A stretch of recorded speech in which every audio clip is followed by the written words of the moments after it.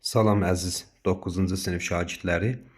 14 dekabr 2025-ci il Güvən Nəşrləri 9-cu sinif Azərbaycan dili testlərinin izahını verməyə çalışacağım inşallah.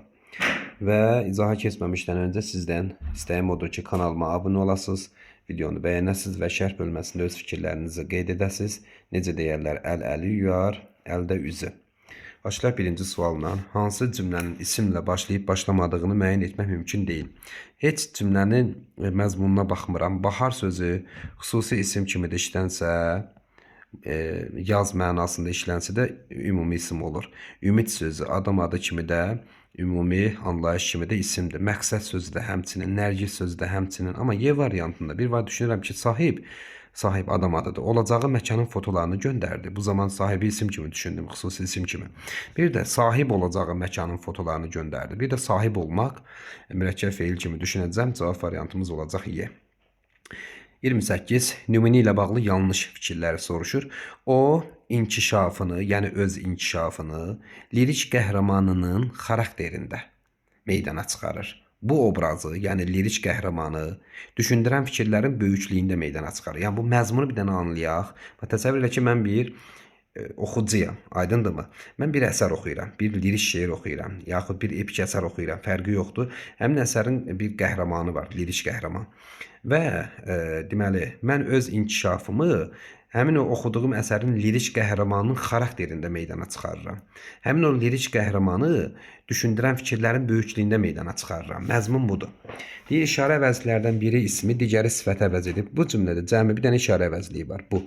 O, özündən sonra deməli, birinci kim sualına cavab verib və həm də özündən sonra bax, vergül məsələsi də var. Bu şəxs əvəzliyidir o. İşarə əvəzliyi deyil, bir səhvdir. İsimləşən sifət hal və mənsubiyyət şəkilçisini qəbul edir. Bəlkə də bunu düşünmüsünüz. Bu sifət deyil, isimdir. Böyümək feilindən böyük sifəti yaranıb, sonra böyüklük ismi yaranıbdır. Aydındırmı? 3 ü mənsubiyyətdir.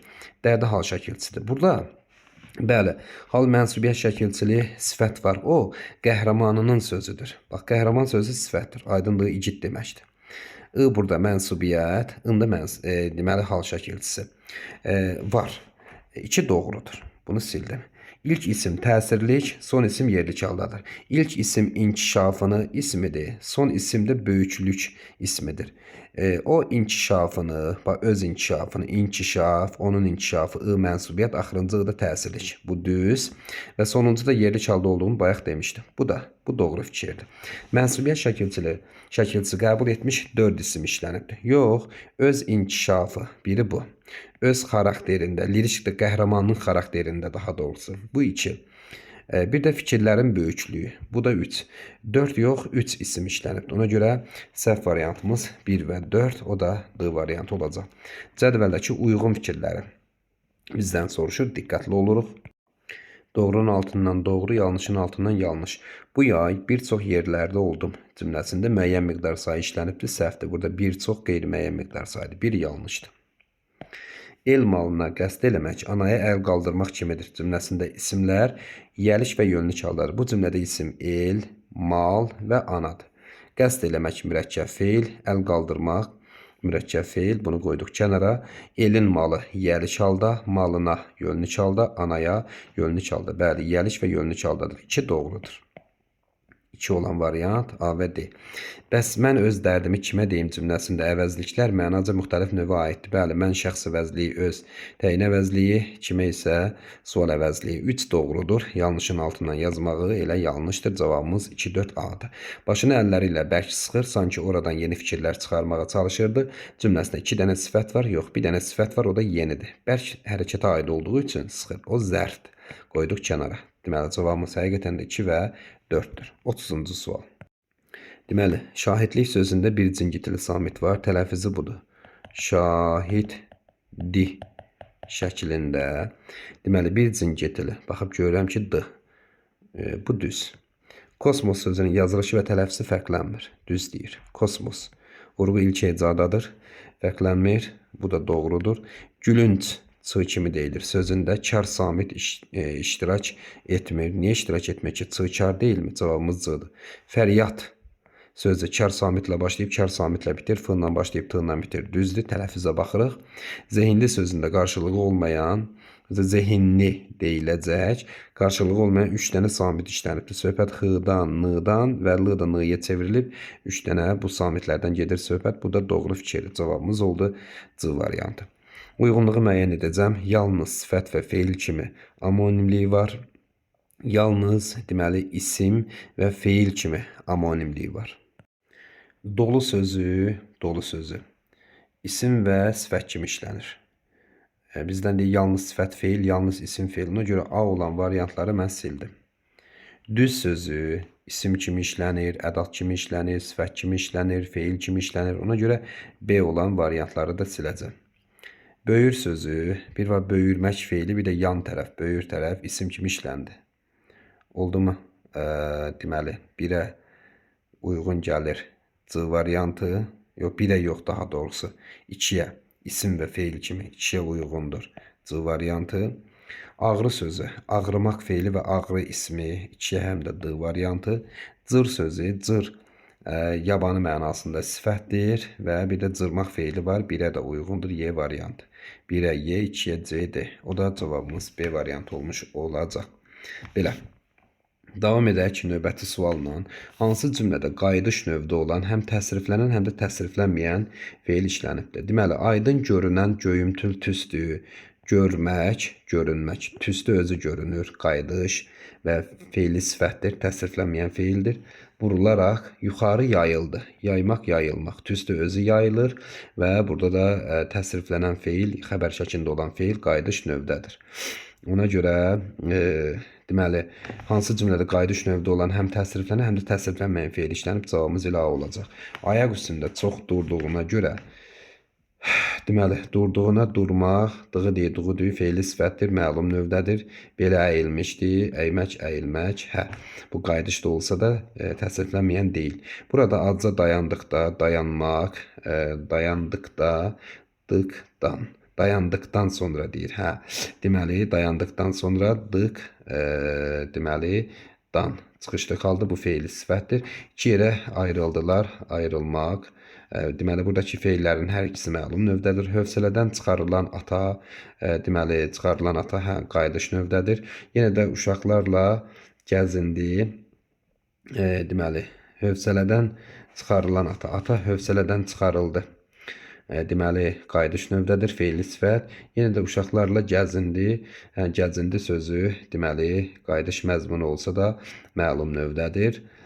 Deməli, daha sonra bədəni isindikdən biraz sonra gözləri öz-özünə yumuldu. Deməli, bədəni isindikdən sonra isinmək, dıqdik feili sifət, bu məlum növdədir, çünki sadə feildir. Gözləri yumuldu, yummaq, yumulmaq, hə, bu qayıdış növdə ola bilər. Həqiqətən də bizim cavabımız nə oldu? Cavabımız oldu A variantı. Daha sonra yanlış fikri müəyyən edəcəyik. Kifir sözünün həm özünün, həm də antoniminin sinonimi var. Kifir sözünün həm özünün, həm də antoniminin sinonimi var. Deməli, kifir sözünün, məsələn, eybəcər onun sinonimidir. Yaraşıqlı, qəşəng, gözəl onun antonimidir. Və deməli, həm özünün sinonimi, məsələn, eybəcər, eybəcər. Kifir sözünün antonimi də, məsələn, qəşəng olsun, qəşəng. Bunun da sinonimi, məsələn, gözəl, yaraşıqlı, bu var. Dil sözünün amonim tayları eyni nitq hissəsinə aiddir. Bəli, həm hazır, məsələn, dövlət dili, həm ət parçası kimi isimdir. Ev sözü məcazi mənada işlənə bilir, antonimi yoxdur. Bəli, məsələn, xalq üçün vətən evdir, nə bilim mən, onun üçün ən təhlükəsiz ev anasının yanıdır. Nə bilim, harda sevgi varsa ora ev sayılır. Məktəb bizim üçün ikinci evdir və s. Bu kimi nümunələrdə məcazi mənada işlənir. Quru sözünün antonimi, məsələn, yaş, amonimlik xüsusiyyətinə malikdir. Bəli, insanın yaşı və nəm mənasında. Nəfs sözü tamah deməkdir. Tamah. Onun sinonimi acgöz deyil. Ona görə səhv variantımız Y olacaq. Cədvəldəki uyğunsuzluğu müəyyən edin. Çoxaltma dərəcəsində olan sifət, azaltma dərəcəsində olan sifət. Çarığı tikib qurtardı. Şirincə gərnəşib hərəkətə aiddirsə, bu sifət olmayacaq, zərf olacaq. Xırdaca ləpələr qayığı beşik kimi yırğalayırdı. Bəli, xırda sifəti çoxaltma dərəcəsindədir. 2 çoxaltmadadır, amma 1 yox. Bizə uyğunsuzluğu lazımdır. 1-i götürəcəm. Sonra günəşin sarımtıl işığı buludların arasından süzülürdü. Sarımtıl azaltma dərəcədədir. 3 uyğun ola bilməz. Paltarın çirki və ütüsüz olması, paltarın çirki və ütüsüz olması açıq-aşkar hiss olunur. Bu da adi dərəcədədir. Ona görə cavabımız oldu nə? 1 ilə 4 E variantı. 35-ci sual. Verilmiş nümunədəki yazılışı və tələffüzü fərqlənən bütün ifadələrə aid olan fikirləri bizdən soruşur. Uzun yolun yorğunluğunu unutmaq, söhbətləşmək ya da maraqlı bir əhvalat dinləmək istəyir. Deməli, tələffüzü və yazılışı fərqlənən bütün ifadələrə aid fikirləri soruşur. Ahəng qanunu gözlənildi. Yorğunluğunu unutmaq, söhbətləşmək, maraqlı, dinləmək istəyir. Bəli, hamısında ahəng qanunu gözlənilib. Hamısında qarşılığı olmayan samit var. Bəli, burada n-lar var, burada da n var, burada deyək ki h var, burada məsələn m var, r var, l var, burada da deyək ki n var, r var və s. 1-2-dir cavabımız. Oldu D variantı. Yazılış tələffüz arasında bir fərqli məqam var. Yox, məsələn, söhbətləşməkdə 2 fərqli məqam var. Məsələn, unutmaqda 1. Samit öz qarşılığı kimi deyilibdir. Yox, məsələn, yorğunluğu sözündə l-n-yə çevrilibdir. L-nın qarşılığı yoxdur heç. Aydındırmı? Ona görə 4-də yanlışdır. 1-2. Hansı cümlədə təsriflənməyən feil, yəni söhbət məsdər feili, sifət feili bağlamadan gedir? Deyir, işlənməyibdir. Məsələn, imperatorun həmin şəkli önündə qubernator daha da cılızlaşırdı. İmperatorun həmin şəkli önündə qubernator daha da cılızlaşırdı. Məsələn, burada yoxdur. Elə vağzalda vaqondan düşən kimi deyə burada düşən feili sifət 2-də işlənibdir. Bir olmayan variantları da sildim. İlqar ailə üzvlərinə nə üçün burada işlədiyini, dığı deyə, duğu deyə. Məsələn, burada da işlənibdir, 3-də getdi. Onlarla tələbənin oxumasına yardım edən xeyriyyətçi deməli, unudulmaz. Oxumasına, burada oxumaqdır. Deməli, oxumaq məsdəri mənsubiyyətə görə dəyişibdir. Yəlik halda olan sözlə əlaqəyə giribdir. Orada qılsı düşübdür. Burada da işlənibdir. Sonra, sosial yardımların təşkili ictimai həyatın inkişafına təkan verir. 5-də yoxdur. Cavabımız olacaq 1 və 5. B variantı. Qəşəng, maraqlı bir mətnimiz var idi bizim. Qaranquş və sərçə. Bununla bağlı bizim suallarımıza baxasıyıq. Öncəliklə mətnlə tanış olmayanlar mətni dayandırmışam, belə deyək. Başqa sözdə özləri də mətni dayandıraraq, durduraraq mətnlə tanış ola bilərlər və biz suallara keçid edək. Qaranquş və sərçənin müqayisəsi. Özünü digər quşlardan ağıllı hesab edir qaranquş. Mətndə belə bir fikir yoxdur. 1 yanlışdır. Əksinə o kömək etmək niyyətindədir sərçəyə. Heç kimə hərəkətinə görə irad tutmayıb. Heç kimə hərəkətlərinə görə irad tutmayıbdır. Xoşbəxt ailəsinin əməyinə borcludur. Bax, bir dənə bu hissəyə fikir verin ki, burada deyilir, heç kimə hərəkətlərinə görə irad tutmayıbdır. Bax, diqqətli olun. Baxın, mətnin bu hissəsində sonlarına doğru sərçə cavabında üzünü turuşlaraq deyir ki, bilirəm, burada bir çətinlik yoxdur. Amma indi ona qaranquş deyir ki, bilməyini bilirsən, ancaq təkcə bilməklə yuva tikə bilmərsən. Yəni, görsənmə, onun iradı var. Deyir, təkcə bilməklə yuva tikə bilmərsən. Bunun üçün gərək zəhmət çəkəsən. Nə bilim, mən işlədiyim qədər işləməlisən. Ömründə bala çıxara işləməsən, mən işlədiyim qədər. Ömründə bala çıxara bilməyəcəksən deyə qaranquş cavab verdi. Burada deyək ki, sərçənin hərəkətinə irad tutubdur. Bunu da silirəm. Xoşbəxt ailəsini öz əməyinə borcludur. Bəli, adam neçə dəfə getdi gil gətirməyə, saman gətirməyə. Bu var. Heç vaxt yumurtadan bala çıxara bilmirdi. Bala çıxarıbdı, balalarını pişik yeyirdi. Ona görə 4 olan variantı da silmiş olacaq. İş həvəsi çox qısa müddət davam edir, bəli. Danışdıqları qaranquşu riqqətə gətirmək, duyğulandırmaq deməkdir da. Ona görə 5 də var, bəli, bu hissədə. Və ana sərçə qaranquşun ailəsinə baxıb ürəyinin başı göynədi. Dedi, sən nə xoşbəxtsən. Mən bala üzünə həsrətəm.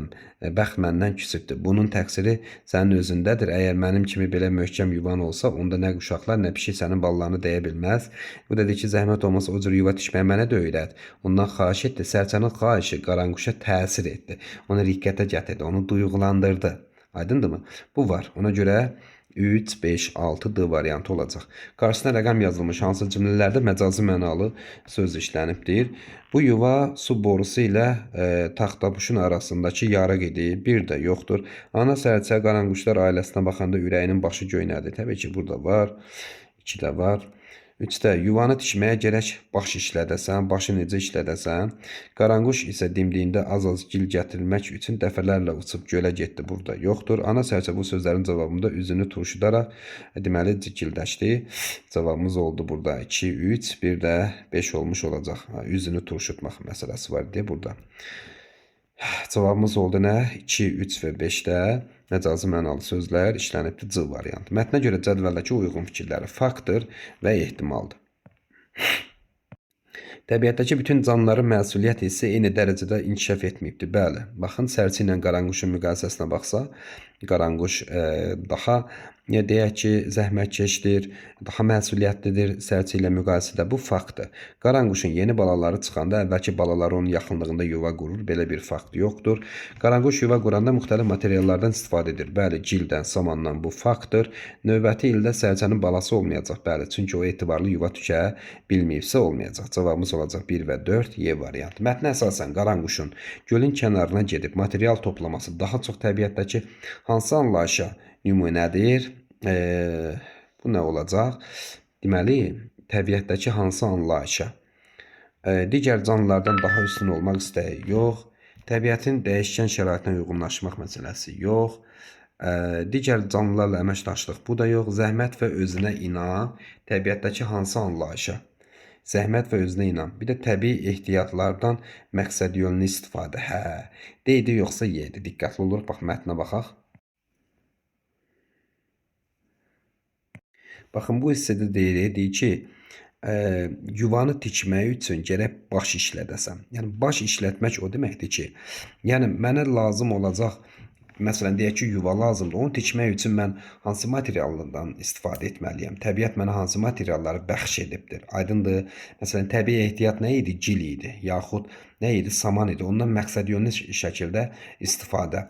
Bax, cavabımız olacaq Y variantı. Burada təbiətdəki hansı anlayışa deyirsə, zəhmət və özünə inam məsələsi var, aydın məsələdir. Amma o təbiətdəki hansı anlayışa nümunə olması Y variantına daha uyğundur. Cavabımız olacaq Y variantı. Mətnə əsasən qaranquşun yuvasının möhkəmliyi hansı 3 əsas amilin vəhdətindən yaranıbdır? Deməli, diqqətli olur, maraqlı sualdır. Baxın, bax, burada yuvanı tikmək üçün nə edir? Bax, deyə əvvəlcə gili yapışdırmaq lazımdır. Sonra samanı ona yapışdırmaq lazımdır. Sonra yenə gil, sonra yenə saman və nəticədə yaxşı bir yuva alınır. Aydındır. Və plus qaranquş yuvanı harda tikmişdi? Deməli, qonşuluqdakı evin deməli özünü damın lap qırağında yuva tikmişdi. Damın qırağında təhlükəsiz yerdir da, düzdür. Deməli, burada 3 əsas amil nədir? Materialın yapışdırılma ardıcıllığı, gil saman, zəhmət və yuvanın yeri. Cavabımız oldu nə? C variantı. Mətndəki hadisələrin ardıcıllığını biz müəyyən edəcəyik.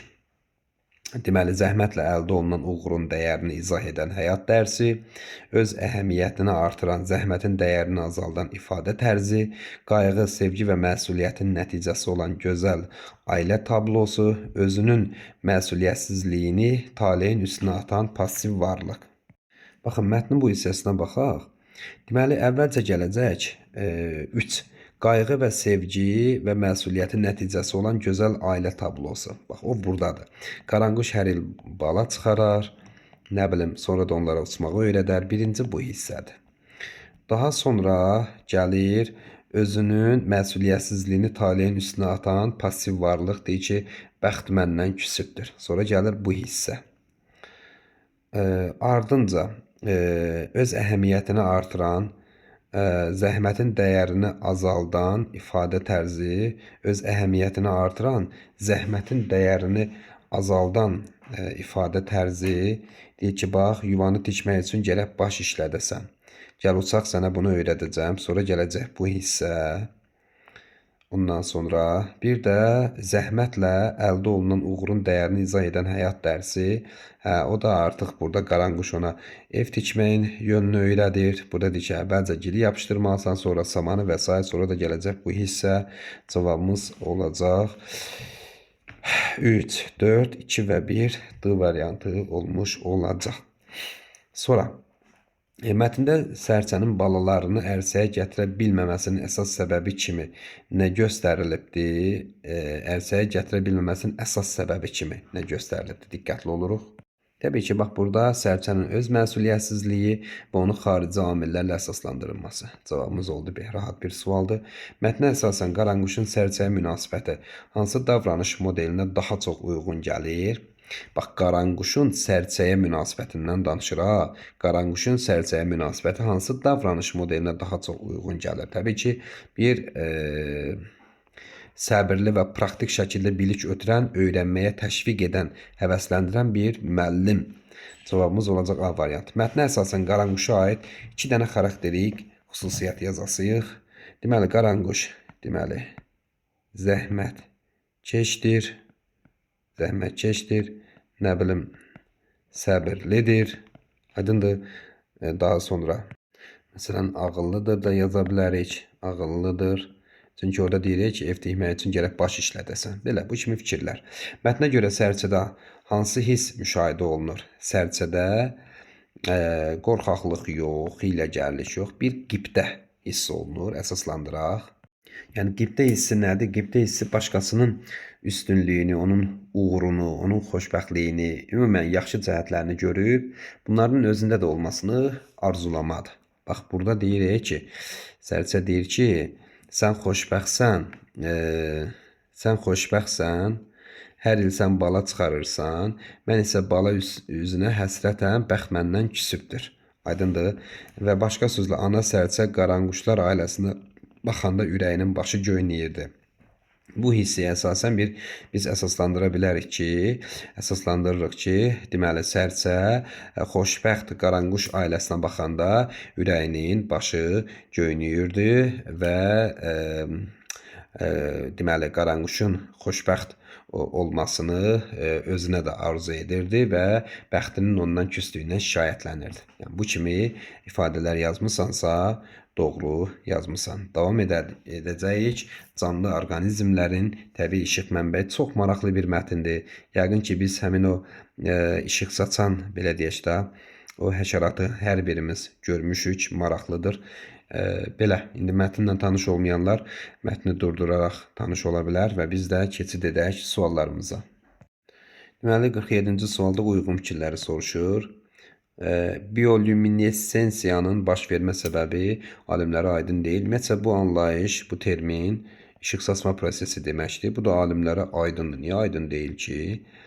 Çünki bu parıltının, bu işıq saçma prosesi nədən qaynaqlanır? Deməli, Luciferin adlı bir maddə oksigenlə reaksiyaya girib enerji işığına çevrilir. Və bu reaksiyanı da sürətləndirən ferment Luciferiyazadır. Deməli, bu bəllidir. Doğru fikirdir, qabağından yanlış yazıb. Ona görə biri sildim. Deməli, Luciferiyaza fermenti kimyəvi reaksiyanı sürətləndirir. Bəli, bax, burada indi oxudum ki, bu reaksiyanı sürətləndirən ferment isə Luciferiyaza. Deməli, Luciferiyaza o reaksiyanı sürətləndirən bir fermentdir. Bu doğrudur, qabağından da doğru yazıb, içini götürdüm. Bütün canlılar, deməli, işıq saçma qabiliyyətinə malik deyil. Bəli, deyir ki, bu hadisə həm dəniz, həm də quruda yaşayan canlıların arasında müşahidə olunur. Ən çox dəniz mühitində meduza, kalmarlar, balıq növlərində, bakteriyalarda, quruda isə ən tanınmış nümunələrdən biri işıq saçan böcəkdir. Bütün böcəklər işıq saçır. Deməli, qabiliyyətə malik deyil. Düz fikirdir, amma qabağından yanlış yazıb. Ona görə işıq saçma qabiliyyətinə malik deyil, heç də. Düz deyir da. Ona görə 3 yanlışdır. 3-ü götürmürəm, 3-ü də sildim. Cavabımız avtomatik nə çıxır? D variantı çıxmış olacaq. Deməli, işıq saçmanın təsirinə ancaq təbiətdə rast gəlinir. Əlbəttə, bu artıq doğru fikirdir. Cavabımız olacaq nə? Doğru. Belə. Çünki deyir, bəzi canlıların bədənində baş verən kimyəvi reaksiyalar nəticəsində bu proses yaranır. Bu bəzi canlılarda təbiətdədir. Ona görə cavabımız 2-4 olacaq. Deməli, nəyə görə soyuq işıq adlandırılır? Deməli, soyuq işıq nəyə görə? İşıq yayımı zamanı istilik az olur. Onu yalnız böcəklər yaşayır. Bax, burada deyən silin buranı bir dəqiqə. Soyuq işıq məsələsi. Bax. Bu hissəyə baxırıq.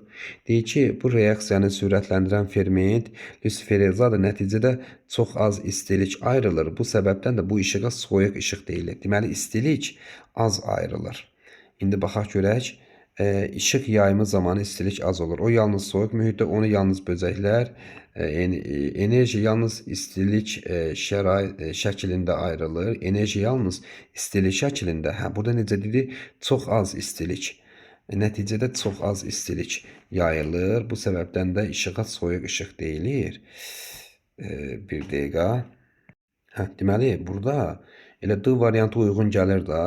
Deməli, istilik çox az ayrılır. İşıq saçma, işıq yayımı zamanı. Elə cavabımız nə olacaq? D variantı olmuş olacaq. 49. Balığın işıq saçan orqanı hansı funksiyaları yerinə yetirə bilər? Maraqlıdır. Baxın, ümumiyyətlə, bu işıq saçma fərqli canlılarda müxtəlif məqsədlər üçün istifadə olunur. Məsələn, bəzilərində düşməndən qorunmaq, digərlərində ovları cəlb etmək üçün istifadə olunur. Bəzilərində yoldaş tapmaq üçün, düzdürmü? Məsələn, bəzi balıqların işıq saçan orqanları əslində onların bədənində yaşayan bakteriyalardan ibarətdir. Bu qarşılıqlı faydalı birlik nəticəsində canlı həm müdafiə, həm ov, həm də kommunikasiya imkanlarına sahiblənmiş olur və balıqlarda hərəkətli çənələr, tək və cüt üzgəclər əmələ gəlmişdir. Ona görə bizim şərtimizə uyğun olacaq, ovlanacaq canlını cəlb etmək, bir də düşməndən müdafiə olunmaq. 1-lə 2 variantı. Deməli, işıq saçmanın təbii mexanizmi hansı ardıcılıqla baş verir? Deməli, birinci baş verir. Lüsiferin maddəsi oksigenlə qarşılaşır. Sonra lüsifereza fermenti reaksiyanı sürətləndirir. Sonra enerji, istilik və işıq şəklində ayrılır. Sonra da işıq yaranmış olacaq.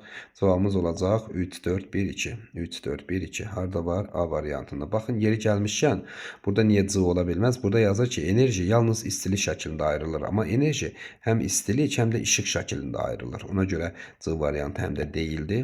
Bunun cavabını digər deməli, sualın tərkibində də biz görə bildik. Belə, davam edək 51-ci sualla səbəb nəticə əlaqəsində uyğun fikirləri bizdən soruşur.